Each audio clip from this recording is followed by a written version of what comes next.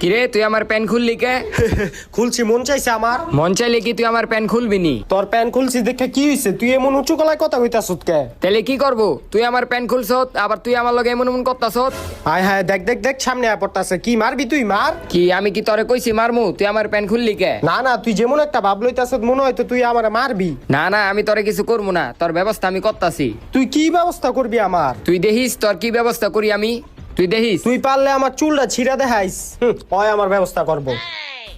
হয় আমার প্যানটা খুললা দিছে, দাঁড়া ওর একটা ব্যবস্থা করতে হইব।